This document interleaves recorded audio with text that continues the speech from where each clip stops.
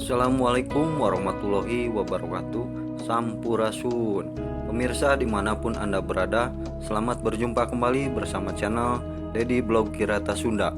Pada edisi kali ini saya akan berbagi informasi kepada Anda mengenai huruf vokal aksara Sunda, lengkap dengan cara menulis huruf vokal pada aksara Sunda.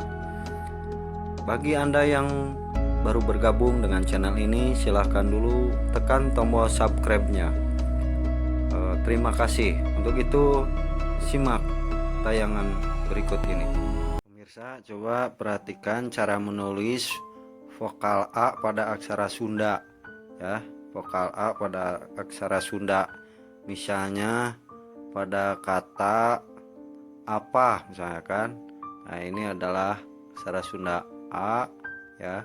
Kemudian Pak ya, aksara Sunda Pak. Jadi A Pa ya, apa. Nah, ini adalah tulisan aksara Sunda apa. Kemudian cara menulis aksara Sunda vokal A ya. Ini adalah misalnya A, kan apa, terus anak misalkan. Nah, ini na, kemudian K ya, aksara Sunda K, cuman ada tanda baca pamaih ya.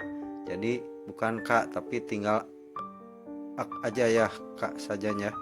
Jadi huruf A-nya hilang. Jadi anak, apa, anak gitu kan. Kemudian kata yang ketiga misalnya Anda ya.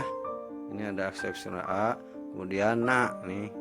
Nah, ada tanda pamaih, jadi dibacanya an ya, bukan anak tapi an ya, karena naknya ada tanda pamaih, jadi bacanya an ya pemirsa, an.